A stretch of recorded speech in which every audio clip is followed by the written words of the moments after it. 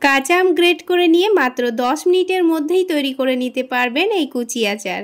আসসালামু আলাইকুম বন্ধুরা, কিচেন বাঙালিয়ানা চ্যানেলে আপনাদের সবাইকে স্বাগত জানাই। এই কাঁচা আমের সিজনে এই আচারটি না বানিয়ে খেলে কিন্তু একেবারে মিস করবেন। কোনো রকম তেল ছাড়াই আচারটি বানিয়ে নেওয়া যাবে। তাছাড়া বাচ্চা থেকে বড় কাউকে বানিয়ে খাওয়ালে কিন্তু আবার বানার রিকোয়েস্ট আসবে। তো বন্ধুরা, আচারটি তৈরি করে নেওয়ার জন্য সবার প্রথমে আমি এখানে কয়েকটা কাঁচা আম নিয়ে নিয়েছি। এখানে আমগুলোকে খুব ভালো করে ধুয়ে পরিষ্কার করে নিয়েছি। আর আমগুলো কিন্তু একটু ছোট সাইজের হলেও হবে। এবার আমের খোসাটাকে খুব ভালোভাবে ছাড়িয়ে নেব। তো সবগুলো আমের খোসা একসঙ্গে খুব ভালোভাবে ছিলে নিয়েছি। এবার আমগুলোকে একটু ভালোভাবে ধুয়ে নিচ্ছি। তো প্রথমে আমটাকে ছিলে নেওয়ার পর ধুয়ে নিতে হবে, তারপর আর ধোয়ার কোনো দরকার নেই। তো একটা আম পানি থেকে তুলে নিলাম গ্রেট করার জন্য। তারপর বাকি আমগুলো পানির মধ্যে রেখে দিতে হবে। আর গ্রেটের যে দিকটা একটু বড় বড় ফুটো আছে সেই দিকে আমি আমটাকে গ্রেট করে নিচ্ছি। আপনারা চাইলে ছোট দিকটা দিয়েও গ্রেট করে নিতে পারেন, তাতে কোনো অসুবিধা নেই। আর বন্ধুরা, এই আচারটা তৈরি করার সময় কিন্তু ভুলেও অল্প করে তৈরি করবেন না, এটা খেতে এতটা টেস্টি হয়। তো একটু বেশি করে আচারটা বানিয়ে নেবেন। এটা বানিয়ে কিন্তু রুটি পরোটা সব কিছুর সঙ্গে খেতে ভীষণ ভালো লাগে। তাছাড়া বাচ্চাদের স্কুল টিফিনের জন্য ব্রেডের মধ্যেও লাগিয়ে দিলে বাচ্চারা কিন্তু খুবই মজা করে খেয়ে নেবে। তো আমগুলো গ্রেট করার সময় একটু সময় লাগলেও আচারটা তৈরি করতে কিন্তু একটুও সময় লাগবে না। 10 মিনিটের মধ্যে কিন্তু আচারটা তৈরি হয়ে যাবে। তো বন্ধুরা, আমগুলো সব আমার গ্রেট করে নেওয়া হয়ে গেছে। এবার এখানে একটা মশলা তৈরি করে নেব।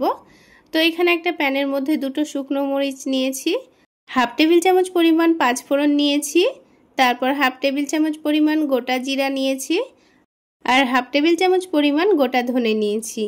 এবার একটা তেজপাতা নিয়েছি, তেজপাতাটাকে একটু কুচি করে দিয়ে দিচ্ছি। এভাবে কুচি করে নিয়ে ভেজে নিলে কিন্তু গুঁড়ো করতে খুবই সুবিধা হবে। তো এবার এই মশলাগুলোকে 2-1 মিনিট একটু নাড়াচাড়া করে নিতে হবে। 2-1 মিনিট গ্যাসের ফ্লেমটা লোতে রেখে মশলাটা ভেজে নিলেই দেখবেন মশলাটা কিন্তু অনেকটাই মুচমুচে হয়ে যাবে। তখন কিন্তু মশলাটা গুঁড়ো করতে খুবই সুবিধা হবে। তো এবার মশলাটা আমার ভেজে নেওয়া হয়ে গেছে। এবার এই মশলাটাকে আমি গুঁড়ো করে নেব।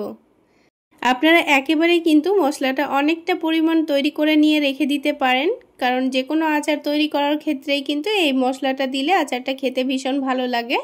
তো মশলাটা কিন্তু আমি একেবারে ফাইন পাউডার তৈরি করব না, একটু দানা দানা ভাব রেখে দেব। আচারের মধ্যে একটু দানা দানা ভাব থেকে গেলেই কিন্তু বেশি ভালো লাগে। তো দেখুন, মশলাটা ঠিক আমি এইভাবে গুঁড়ো করে নিয়েছি। তো আপনারা দেখে নিশ্চয়ই বুঝতে পারছেন মশলাটা আমি কিভাবে গুঁড়ো করে নিয়েছি। এবার আচারটা তৈরি করে নেওয়ার জন্য আমি এখানে মেজারমেন্ট কাপ মেপে 1 কাপ পরিমাণ খেজুরের নলেন গুড় নিয়ে নিয়েছি। আপনারা চাইলে গুড়ের পরিবর্তে চিনি দিয়েও কিন্তু আচারটা তৈরি করে নিতে পারেন। তবে গুড় দিয়ে আচারটা তৈরি করে নিলে কিন্তু আমাকে খেতে ভীষণ ভালো লাগে। তো গুড়টাকে এবার একটু জাল করে ঘন করে নেব। এখানে গুড়টা কিন্তু আগে থেকে অনেকটাই ঘন আছে আর অনেকটাই আঠালো আছে। তো একটু জাল করে ঘন করে নিলেই কিন্তু হয়ে যাবে। তো এবার গুড়ের মধ্যে সামান্য পরিমাণ লবণ দিয়ে দিলাম। এবার এখানে অল্প করে আদা নিয়ে নিয়েছি, আদাটাকে গুড়ের মধ্যে গ্রেট করে নেব। এখানে আদাটা কিন্তু আমি পুরোটা দিয়ে দেব না, সামান্য পরিমাণে গ্রেট করে দেব। আদাটা এই আচারের মধ্যে দিলে কিন্তু আচারটা খেতে ভীষণ ভালো লাগবে। তো আদা দেওয়ার পরও কিন্তু এই গুড়টাকে একটু ভালো করে নাড়াচাড়া করে ফুটিয়ে নিতে হবে। তো দেখুন, এক টুকরো আদার মধ্যে কিন্তু আমি অর্ধেকটা দিয়েছি আর অর্ধেকটা রেখে দিয়েছি। এবার এই গুড়টাকে আবারও কিছুক্ষণ জাল করে নেব। আর জাল করে নেওয়ার পর গুড়ের মধ্যে যখন হালকা আঠালো ভাব চলে আসবে তখন আমি এখানে গ্রেট করে রাখা আমগুলো দিয়ে দেব। এবার আম দেওয়ার পর কিন্তু এই আমের মিশ্রণটা অনেকটা পাতলা হয়ে যাবে, যেহেতু লবণ দেওয়া আছে তাই হালকা একটু পানি ছেড়ে আসবে। তো গ্যাসের ফ্লেমটা বাড়িয়ে রেখে অনবরত নাড়াচাড়া করে যেতে হবে। আর যেহেতু আমি এখানে একেবারে কচি আম নিয়ে নিয়েছি তাই কিন্তু আচারটা তৈরি করতে খুব একটা সময় লাগবে না। আচারটা খুব অল্প সময়ের মধ্যেই সেদ্ধ হয়ে যাবে। আর যদি আমগুলো শক্ত হয়ে থাকে তাহলে এখানে আমটা একটু সেদ্ধ করতে সময়ও লাগতে পারে। তো এখানে দেখুন, পানিটা শুকিয়ে আসা পর্যন্ত কিন্তু আমি আচারটাকে নাড়াচাড়া করে যাব।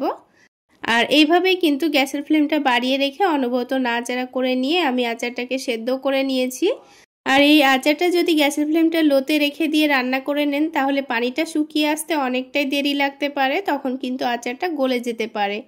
এবার যখন আচারের মধ্যে আর একটুও পানি পানি ভাব থাকবে না, একটা আঠালো ভাব চলে আসবে, তখন এখানে আমি যে মশলাটা রেডি করে রেখেছিলাম সেই মশলাটা অল্প করে দিয়ে দেব। তো এখানে আমি মশলাটা একেবারে হাফ টেবিল চামচ পরিমাণ দেব। বাকিটা আমি রেখে দেব। যেহেতু আমি অল্প আচার তৈরি করে নিচ্ছি তাই মশলাটা কিন্তু এখানে অল্প করে দিয়ে নিতে হবে। তো এই মশলাটা দেওয়ার পর এবার এখানে সামান্য পরিমাণ কাশ্মীরি লাল মরিচের গুঁড়ো দিয়ে দিচ্ছি। তাহলে আচারটা খুব একটা ঝাল হবে না, কিন্তু কালারটা খুব সুন্দর আসবে। তো মশলাগুলো দেওয়ার পর গ্যাসের ফ্লেমটা আবারও লোতে করে দিয়ে এই আচারটাকে 2 মিনিট মতো আবারও নাড়াচাড়া করে নেব। মশলাটাকে এই আচারের সঙ্গে একটু ভালোভাবে মিশিয়ে নিলেই কিন্তু আচারটা তৈরি হয়ে যাবে। আর বন্ধুরা, এই আচার যদি আপনারা অনেক দিন পর্যন্ত রেখে খেতে চান তাহলে এখানে 2 টেবিল চামচ পরিমাণ ভিনিগার দিয়ে দেবেন। তাহলে আচারটা অনেক দিন পর্যন্ত থেকে যাবে। তো আমি এই আচারটা 1 সপ্তাহের মধ্যেই শেষ করে নেব, সেই জন্য আমি এখানে ভিনিগার দিইনি। তো 1 সপ্তাহ পর্যন্ত আচারটা কিন্তু বাইরেই ভালো থাকবে, কোনো রকম ফ্রিজে রাখারও দরকার নেই।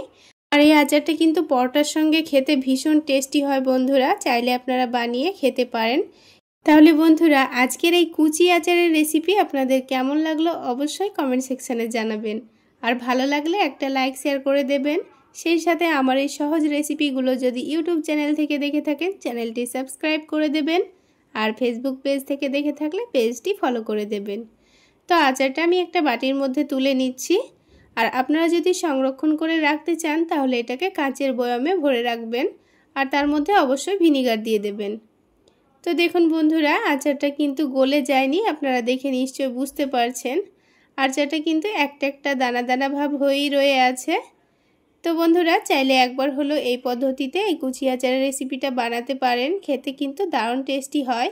আর একবার যদি বানিয়ে কাউকে খাওয়ান তাহলে কিন্তু আবার বানিয়ে খাওয়ার রিকোয়েস্ট আসবে, এতটাই টেস্টি হয়। তাহলে বন্ধুরা, আজকে এই পর্যন্তই। সকলে অনেক বেশি ভালো থাকবেন, সুস্থ থাকবেন। দেখা হচ্ছে আরও একটি নতুন রেসিপি নিয়ে নেক্সট এপিসোডে।